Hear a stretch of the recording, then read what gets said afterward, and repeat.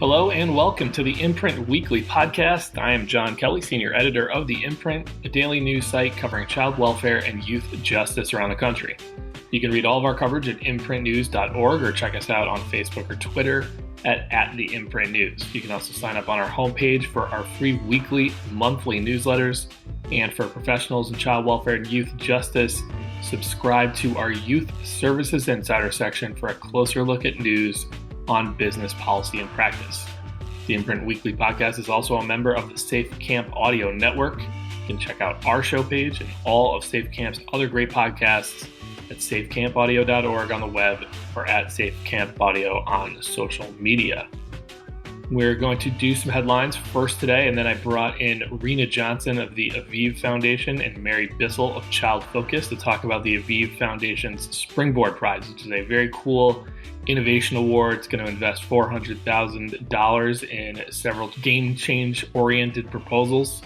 We talked to those guys a little bit about the first round of Springboard from several years ago and got into all the particular details you'd need to know about applying this time. So if our listeners have a great idea, this is your chance to get it off the ground.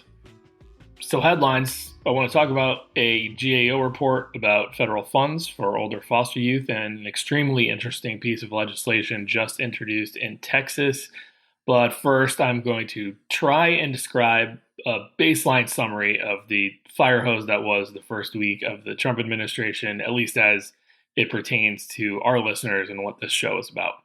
I'm almost hesitant to do this, honestly, because it feels like recording this on a Friday and putting it out on a Monday, it'll feel outdated by the time it happens. That's how quickly kind of things have escalated and changed. So, here are the things that we've reported on so far and will be reporting on just that have occurred lately. So by Monday of the week I'm talking to you from, I'm recording this on January 31st.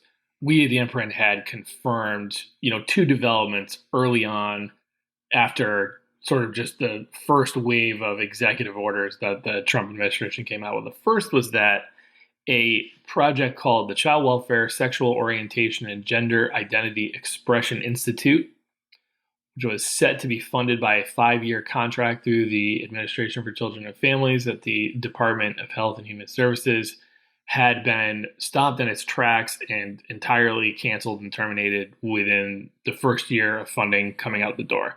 So this was, basically a request for proposals was put out during the Biden administration for this institute, which was set to, basically provide training and technical assistance to states and their partners on how best to engage and support young people who are in the child welfare system who identify as LGBTQ or the people in their lives, right? It was not and that was not limited only to kids in foster care or caregivers in the foster care system. I think one of their aims was also to work with states on how can we engage parents who might not be affirming of a child to change their minds, to work on things with the child, to avoid things like a kid coming into foster care for that reason because they didn't feel safe at home or because they were rejected from a home.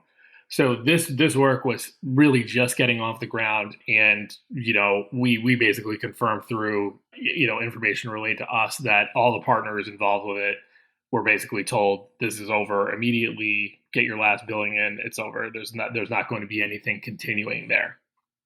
So that happened. At the same time, I got word that every grant but one on the website of the Office of Juvenile and Justice and Delinquency Prevention had just simply vanished. So they had, about 6 active grants that you could go in and compete for.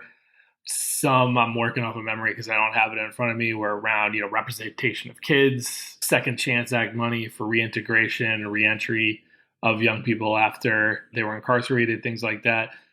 Pretty much all of the grants had just vanished from the site, which I think you could reasonably infer was the suggestion that we're no longer actively considering proposals at this time for these because we're taking them off the website. So we wrote that up, and as I was finishing up doing that story, I got a copy of a letter from the Office of Management and Budget sent to me as like a picture on my cell phone. And I'm reading through it, and what it looked like it was telling all federal agencies to stop grant making as they were going to do a review to see, what programs might have elements of DEI or some of these kind of culture war buzzwords that were part of the Trump administration's executive orders. I don't mean to say that in a super judgmental way, but there was a lot of executive orders around, rooting out some of the things that the Biden administration had put in play. And so I didn't really know at the time, honestly, what to make of it. So I just tacked on a mention of that OMB letter to the story. By morning, that was all there was to talk about, as it became clear and was reported all over the news that essentially the Trump administration had stopped government funding in its tracks, with the exception of Medicare and Social Security. And later they would say, no, it was more than that. Things like Medicaid or SNAP benefits were not subject to their freezing actions. But I still contend it's kind of hard to tell whether any of that is really true. Later that day, the administration put out a list of programs that were subject to this freeze pursuant to the letter that we're just talking about.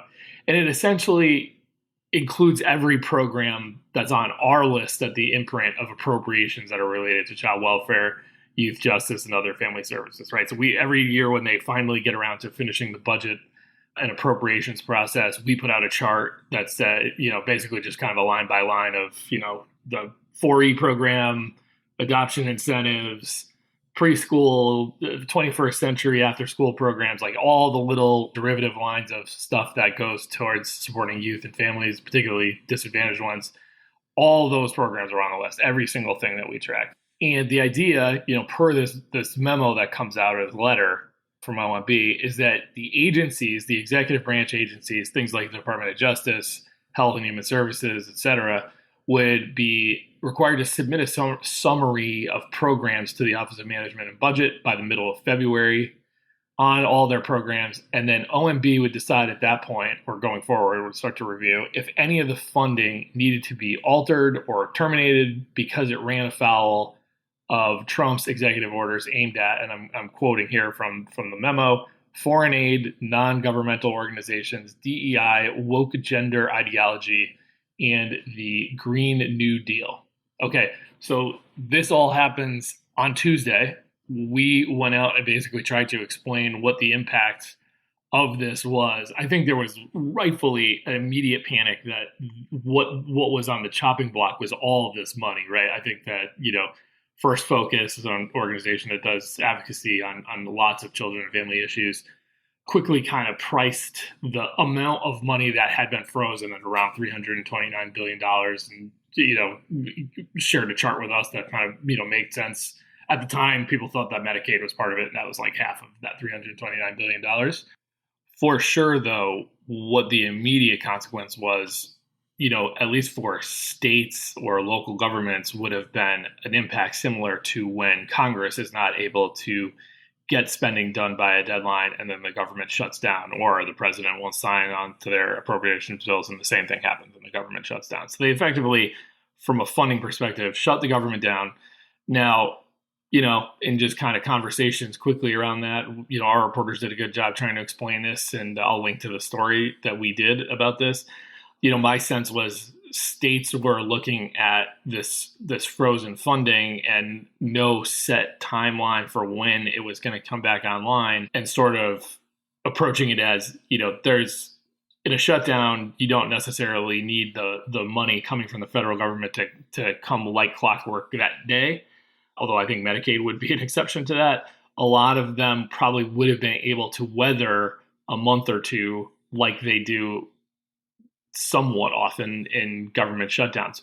For grantees, though, it's a much different and complicated situation. Let's just say, for example, you had in October just found out that you were a grantee of the Office of Juvenile Justice and Delinquency Prevention, since I'll pick them since that's the one we first noticed the grants disappearing from. But let's say you had already gotten a grant, you're going through back and forth on getting a budget approved for how you're going to spend the money and all that stuff. And now it's time to draw this money down out of the federal account for your grant. And all of a sudden, that's not available to you. So you've presumably gone out and looked for people. Maybe you've hired new people, or you've found a vacant rec center or some place that you're going to rent to do the work that you had proposed to do or anything else related to the grant. And now all of a sudden you are faced with not having the money unless you can somehow find it somewhere else, which gets into another complicated thing once you're trying to report on how you spent the money eventually when it comes out. So that's just like year one grantee. What if you're in the middle of a grant? And so now you've got people for sure who are hired and paid to do the work that you have been approved of to do with the federal government. Are you going to lay them off? Are you going to furlough them? Are you going to try and find a way to float them? Unsure of when this money is going to come back online or if it's going to come back online, because surely that was in the minds of people doing work, certainly in the youth justice space or child welfare is the program or the work that I'm on here going to somehow be in the crosshairs of an administration that seems to want to target and roll back, support for things that can be construed in their opinion at OMB, I guess, to be about, just going back to their list, DEI, woke gender ideology, foreign aid, non-governmental organizations, etc.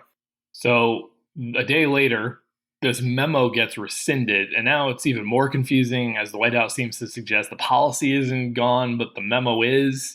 And looking at available grants, within the Department of Health and Human Services and at the Justice Department, where we typically look and report on, that actually seems to be right. There is none listed. There are no grants listed currently on grants.gov through the Administration for Children and Families. And there's the one grant lingering out there for the Office of Juvenile Justice and Delinquency Prevention. That grant focuses on work with tribal governments, and I'm going to guess that there are probably certain protections in place around the work with tribes that shields them from getting frozen. Just a guess there.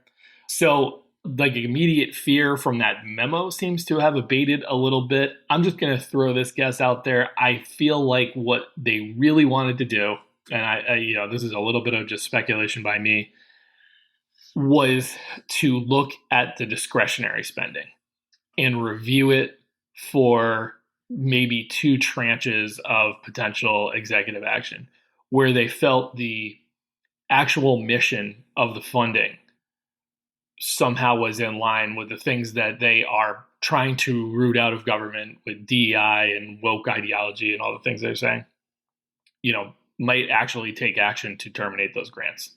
And then probably get challenged in court over that and be in court for probably years to figure out whether they can legally do that, or maybe not years. I don't know. Maybe it could move faster than that. So that's one. I think the more mundane thing that could happen is reviewing the language of grants and changing that significantly to remove traces of things like DEI or woke ideology or whatever from them, and maybe even put your own spin or conditions on grants to align with sort of more of Trump's agenda or priorities. That's sort of where you'll hear a lot of people say, well, they can't just stop funding that's already been approved by Congress. Congress is the one that sets the money, and that is absolutely true. But it isn't as if there is not work done to influence or shape the money that goes out the door by the executive branch, right? They are the ones that they get the money from Congress approving it, and then they write up these notices for the funding competition. And frankly, they can put in their own, that's where they can put in some of their own priorities. And you did see that. I mean, if you look at, Biden administration or an Obama administration's RFP or notice of funding opportunity for a particular grant, it would look very different than a Bush era one. They might put different language in, or a Trump era one. So my guess is that we'll see something resurface where they do pause or continue to pause whatever is happening, the discretionary grants of the federal government, review those, and then we'll start to see action trickle out of that. I just really doubt that they want the hassle of hearing from states, and I would say for sure Republican states, is red states and blue states, on what the calamity would be if, states weren't somehow able to draw down on Medicaid, or even something like much smaller, like their 4E entitlement payments for paying for foster care or paying their adoptive families. It just doesn't feel like any of those things are going to, align with something that they can simply root out of government, even if they wanted to. So the path to lowering spending on those things would really have to flow through Congress. Anyway, just one man's guess. We will continue to, keep our eye on this stuff and try and stay plugged into what is all going on. Keep reporting on it. There is one challenge on the Health and Human Services side, where most child welfare funding and policy resides, is that they have essentially stopped communicating with the outside world for the moment. And I don't even mean just the media, but certainly the media. They've just sort of issued a blanket. We are not communicating until I've heard, this is not, expressly stated, that will run through the confirmation of a leader for HHS. I guess that could be pretty quick if Robert F. Kennedy Jr., who's in the process right now and had his confirmation hearings last week, if he's confirmed, I guess that could go pretty quick. If he isn't confirmed, then I don't think it's like for sure that he is. I don't know what happens. Will that go on long? One piece of that communications freeze, it's really unfortunate for us and frankly for the 50,000 plus people who sign up for it, is child welfare in the news has been stopped in its tracks and basically seems like they've been told to stop operating. I don't know that, but I haven't received it in a while. If you haven't signed up for child welfare in the news, it is a truly great resource. It's not really like it is somebody has a federal contract to put it out there. They do a really good job of just kind of aggregating all of the child welfare and really sometimes some of the youth justice news around the country from lots of different outlets and share that on a daily basis with people. It's been super helpful to us personally at the Imprint as a conduit of our news out to the field and to different people all over the country. So hoping that the communications freeze at HHS gets lifted for that and many other reasons. All right, second headline for today that I wanted to talk about is a report that came out of a corner of government that seems to be operating efficiently and still putting things into the world. That is the U.S. Government Accountability Office, or GAO, which this month released a report entitled HHS Should Help States Address Barriers to Using Federal Funds for Programs Serving Youth Transitioning to Adulthood. I realize that's a mouthful. I will now try to summarize the very troubling results of this study. So there is a program called the John H. Chafee Foster Care Program for Successful Transition to Adulthood. Very, very, very frequently only just called the Chafee Program. And there's really two parts to it. There is the Independent Living Services, about $140 million that goes out of the federal government to states to help young people with things like, it's very flexible. It could be cash assistance, rental assistance, independent living skills, financial management, all kinds of things to help older youth who are transitioning into adulthood from foster care prepare to do so. And then the other smaller piece, it's about $46 million in a given year, is the educational training vouchers. Those go to the states to be handed out to youth, current or former foster youth, who are in college or some post-secondary, pursuit to help pay for room and board, tuition, the cost of college. I should just note, parenthetically on the side here, it's about 180 million and change every year that goes out to this. That hasn't changed really since like 1999. So as you factor in inflation, the value of the Chafee program has gone down quite a bit over that time. There was a short burst of added money during the pandemic. So early on in the pandemic, one of the kind of early stimulus, I want to say it was the late 2021 or maybe the early 2021 version, there was $400 million added to the Chafee program, basically put on the top of the state's normal allocations so that they could get immediate assistance out to young people who needed it during a pretty tough time in terms of, trying to have your rent stabilized or stay in college or have your job or whatever. Now, as I mentioned, the value of the account has diminished over time because of inflation, and advocates for young people in foster care certainly would like to see an increase in the amount of funding for Chafee to help more and more youth, because what a lot of people know, either anecdotally from their work with kids or from, research and surveys of youth, is that there's a very high demand and need for more help to older youth who are in foster care and are on the precipice of adulthood and need support in their lives. And what this report surfaces is that there are quite a few states where their actions and their energy around distributing this money does not seem to match the demand that many feel there are for support among the older foster youth crowd. There is not a state-by-state breakdown in this report, which drives me crazy, frankly.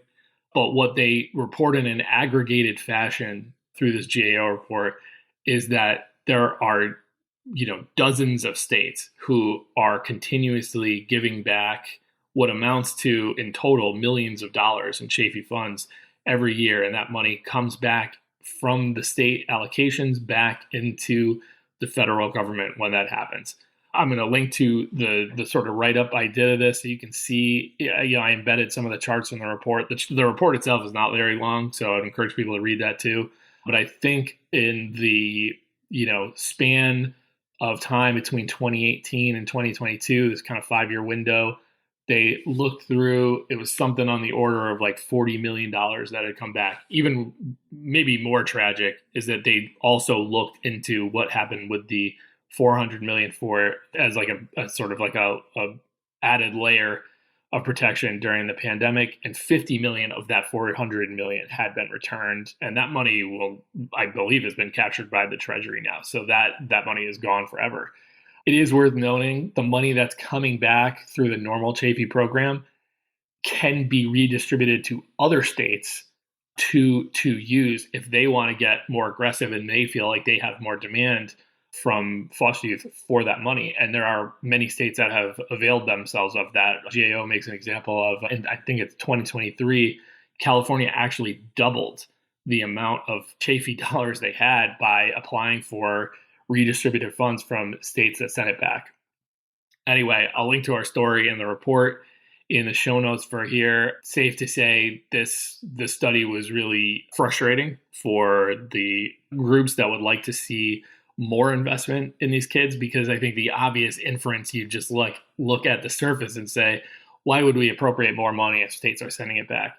And, I think read the story. I think you'll hear from some folks as to exactly why that is not the way that you should interpret it, and that these states either need help or pressure to figure out what the stumbling blocks are. And I'm not saying there aren't any. I would say that this is sort of a clarion call to get transparent and open about what exactly is in the way of connecting millions of dollars that the federal government means to help older foster youth with the foster youth we clearly know are out there needing it. So again, take a look at that story.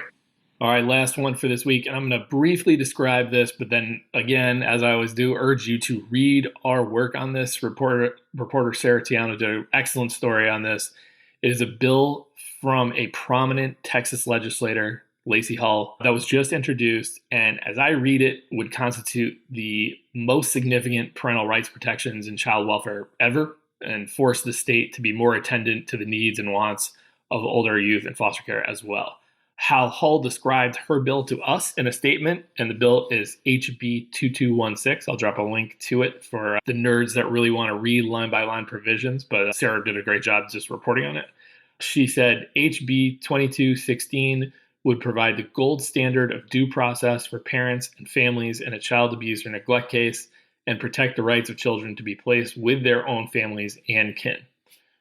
So you heard her reference gold standard there. The main thrust of the bill is to essentially place all of Texas child welfare policy on the same expectations as the Indian Child Welfare Act, which is actually a federal law passed in 1974 that often is described by its advocates and proponents as the gold standard for child welfare. We've talked quite a bit about the Indian Child Welfare, or ICWA, on this podcast. Some of the major tenets of it, it's not limited to this, but making active efforts instead of reasonable efforts to prevent removals into foster care and to return kids home. That reasonable efforts is the federal expectation for states right now. It pertains to federal money.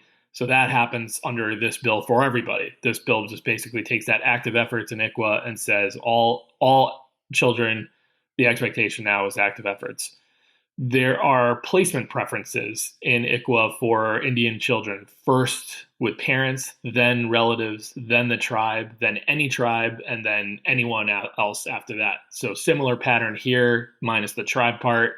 Starts with the family, moves to close family friends, kinship, onto foster homes, and then residential programs as a last. Another major part of ICWA is that, and this is probably the most unique part of ICWA, is that the tribe has its own standing in a case if there's one of their kids involved. So they can intervene as a party once they're notified, and they can decide to take action. And that is also in this bill. It would grant an intervening ability to people other than the sort of predictable parties of like the child and the parents. For example, harkening back to the placement preferences I just referred to, let's say you're the uncle of a child who has been taken into foster care by Texas, and you got passed up as an option in favor of a non-relative foster home, or the kid was placed into a group home.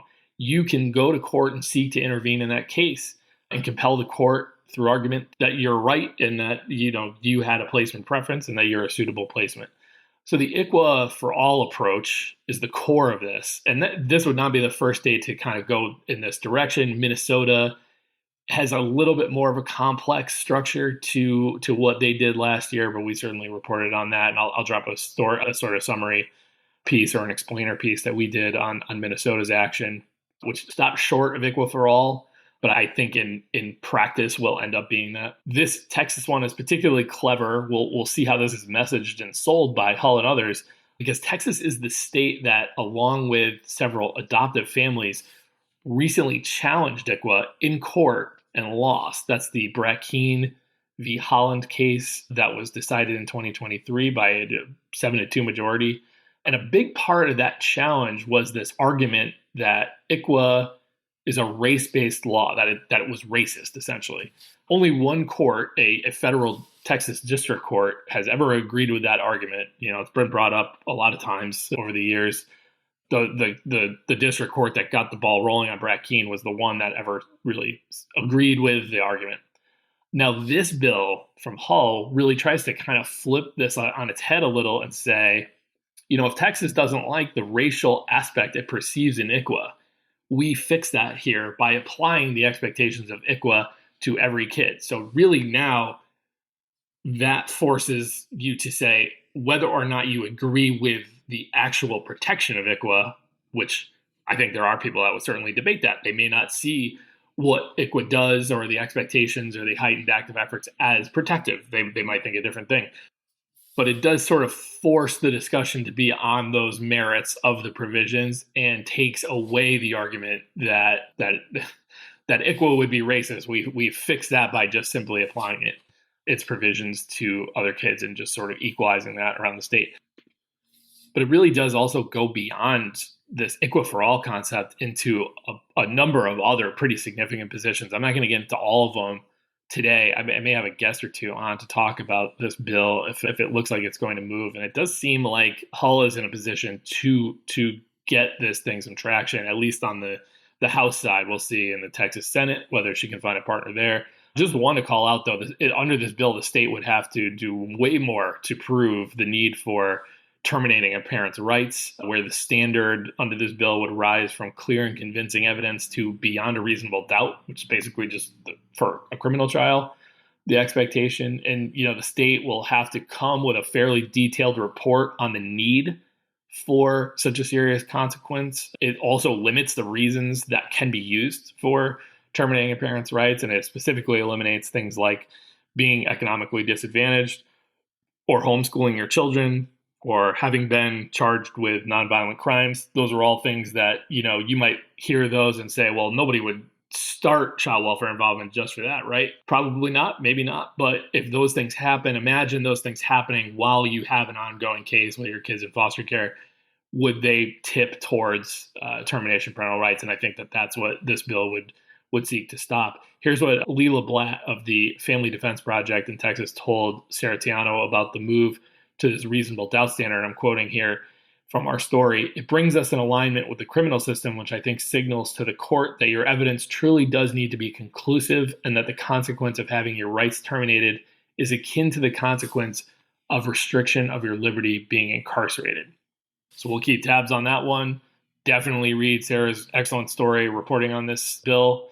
And when we come back, our conversation about the upcoming Springboard Prize with Rena Johnson and Mary Bissell.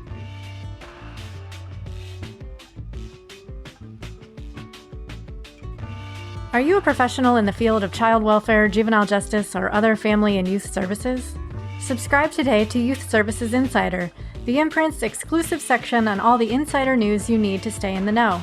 Funding opportunities, major federal and state policy shifts, interviews with key leaders in the field. It's all available only for our Youth Services Insider subscribers. Sign up for a monthly or yearly subscription today by visiting imprintnews.org/subscribe. Our podcast listeners get 10% off their subscription by entering the promo code PODCAST10.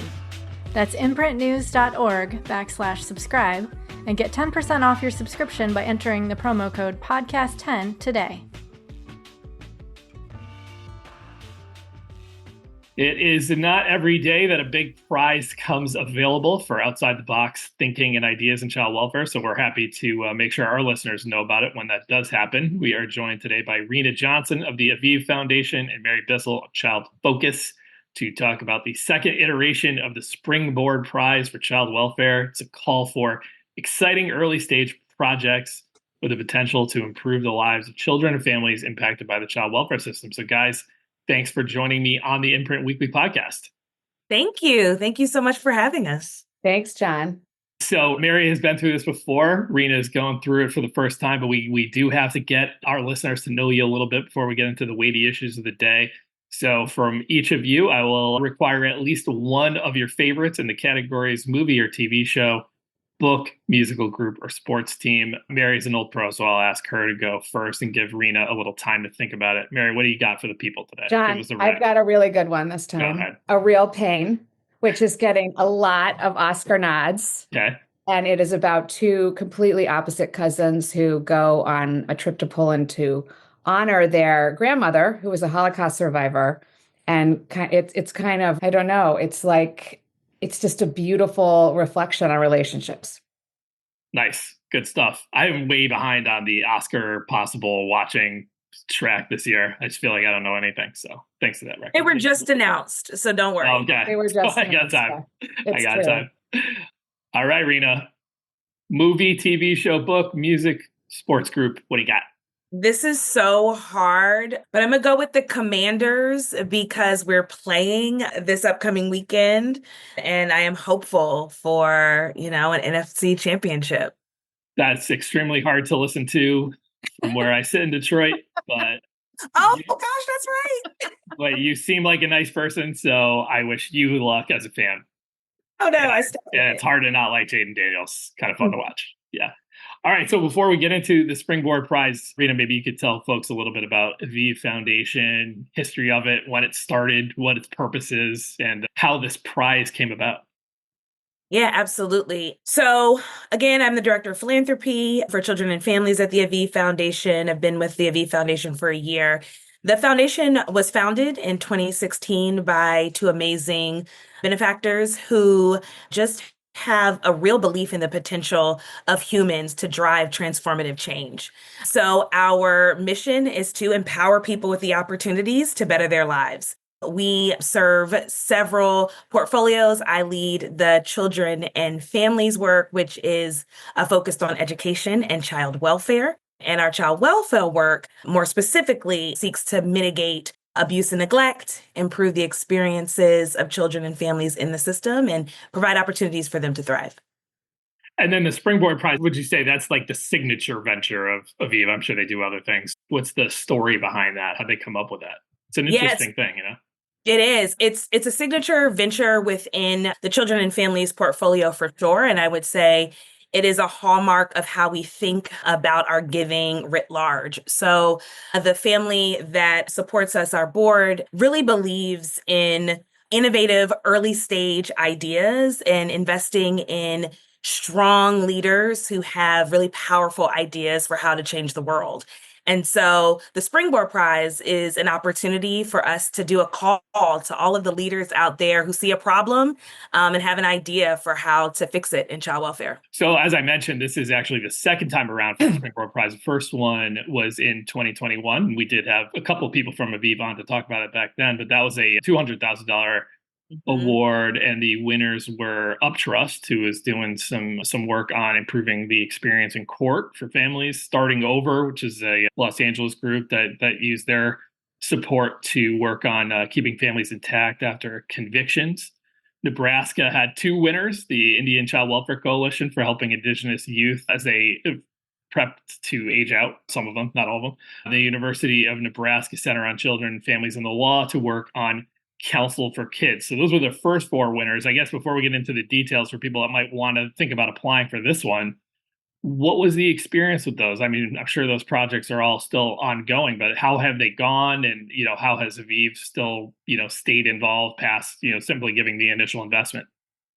Yeah, we're really honored and excited to say and to share that we continue to support Starting Over, the free project led by Vonia Quarles, and the University of Nebraska program led by Michelle Paxton. They remain in our portfolio. We learned a ton about what it takes to start something new, especially for new entrepreneurs and leaders, especially in this space.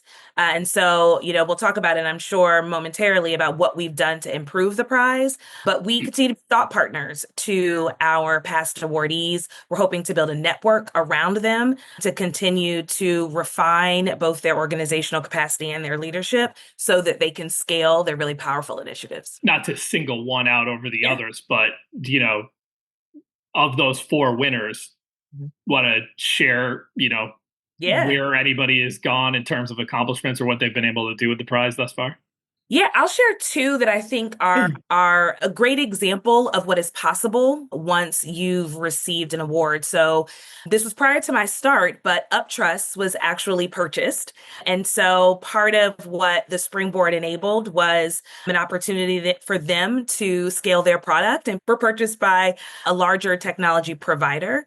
And the University of Nebraska so the University of Nebraska School of Law has the Children's Justice Attorney Education Program led by Michelle Paxton. And part of that work was to ensure that the rural desert of child attorneys was rectified and solved for. And so she is now working with or has served attorneys in nearly every single county in Nebraska. And a lot of that was a part of her ability to do that was a result of the Catalytic Award from Springboard. Mary, you're sort of an oracle of child welfare. You work with people all over the country. Is that fairly novel? I'm trying to think of anybody who really has specialized a law school clinic towards child counsel in the way that Rena just described. I guess the University of Michigan comes to mind, but maybe not on like that county. Yeah, there's certainly other children's clinics, but the rural aspect of this is really important because often folks who are children's attorneys in rural areas are also general practice attorneys, right? They're small rural areas. They do every type of law that comes their way. And so really focusing in on helping attorneys hone their skills with respect to child welfare cases, that's incredibly novel. And the fact that she has reached all counties in Nebraska, which are, as anybody who's been to Nebraska knows that those are some pretty remote places, pretty extraordinary. I also think it's really replicable, because there are many, many rural states that have the same issue. People are asked to wear many, many hats, and being able to really understand what's the latest and greatest in terms of child representation and child welfare policy is incredibly important. Yeah, very cool. So Rena, or really either of you, because I know Mary was involved in the first round too of Springboard. What do you feel just in the aggregate went best about the process last time, and what did you guys take away and say, okay, we need to do this differently, or any changes to the prize in general? Yeah, I mean, we certainly believe we are a learning organization and want to continue to improve this prize over time. And I think based on the responses we're getting so far, we feel really good about the changes that we've made. So first, I would say that that it is a financial award, and what we learned from our past awardees was that the $200,000 over 2 years is really meaningful. But we could stand to have a little bit more. And we have been able to raise the award amount. So it is now 400,000 over 2 years, so $200,000 a year. We also learned in the last cycle that there are great ideas that come from other sectors and other fields. And so we are paying special attention in this cycle to recruit in healthcare, in youth justice, in other fields that are children and family serving, because they also have great ideas for how to improve the child welfare system.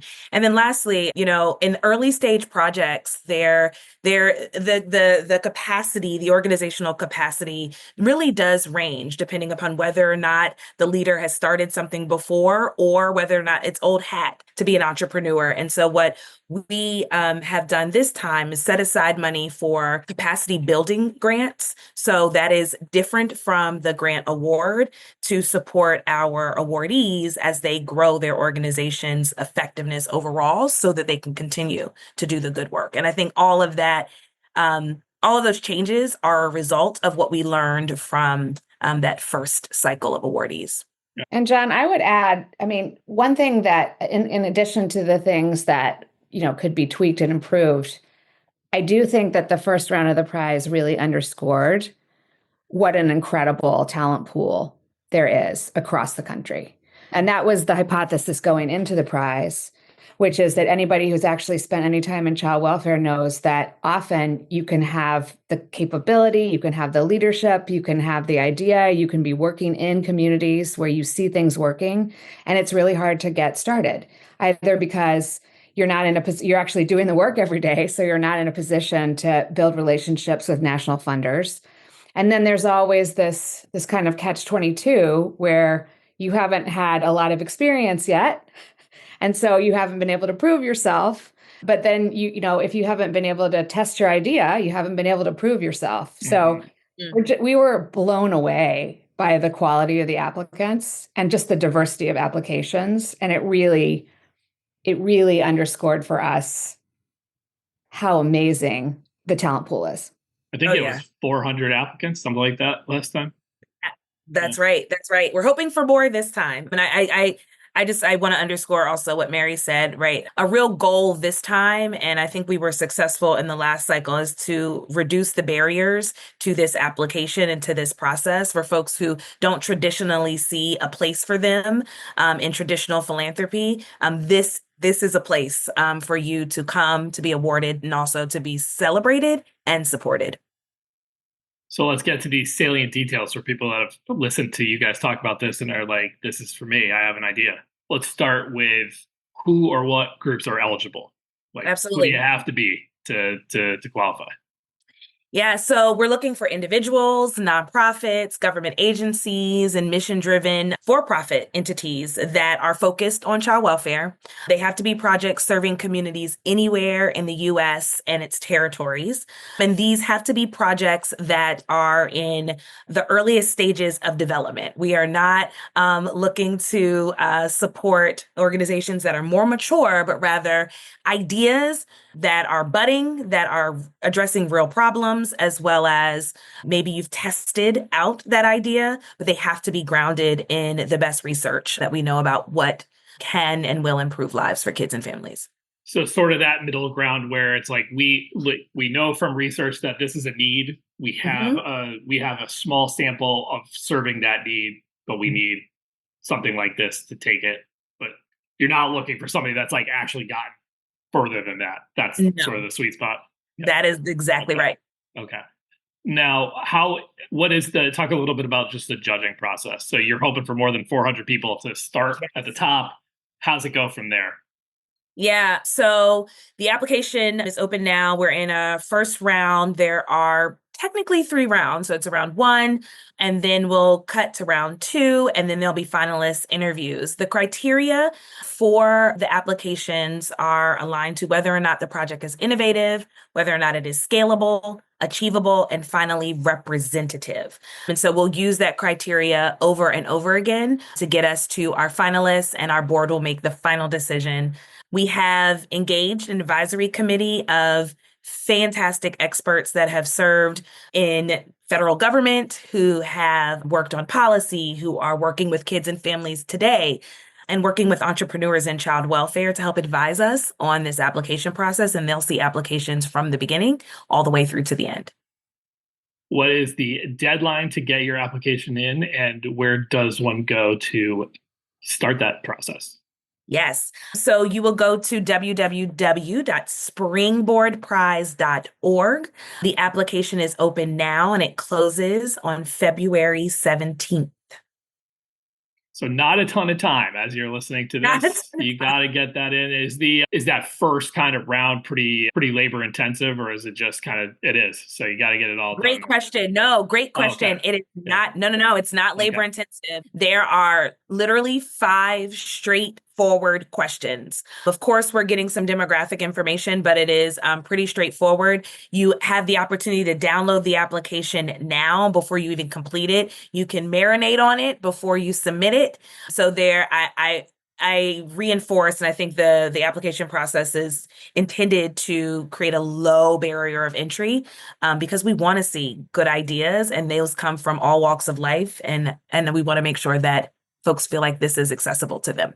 So what you want to do is you want to hear this, you want to download it, marinate, as marinate. do the marinating right away.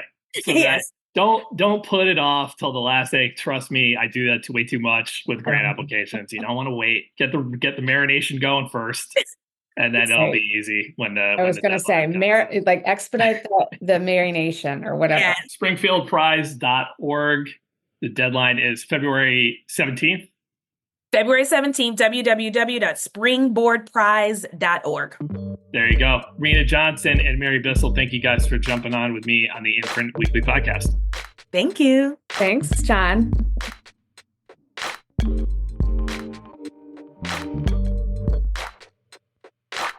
Thanks to Rena Johnson and Mary Bissell for joining us today. The Imprint Weekly Podcast is a production of the Safe Camp Audio Network, which is a division of Fostering Media Connections. Please visit safecampaudio.org on the web or at safecampaudio on all major social media. This podcast is produced and mixed by Christine Anjoko, with music by Luke Giroux and Cyrus Elia. If you enjoyed this episode, we would love it if you'd consider subscribing or giving us a 5-star rating on Apple, Spotify, or wherever you download your podcasts. And we would greatly appreciate if you would consider supporting our work here on the podcast and in print. Small donations from our listeners and readers go a long way towards helping us grow and cover more great stories in child welfare and youth justice. To support us, it is super easy. Just visit imprintnews.org/donate. You can follow The Imprint on Twitter and Facebook by searching the handle @TheImprintNews, and visit us on the web at imprintnews.org. You can always email us at tips@imprintnews.org. I'm John Kelly, and we'll see you next week.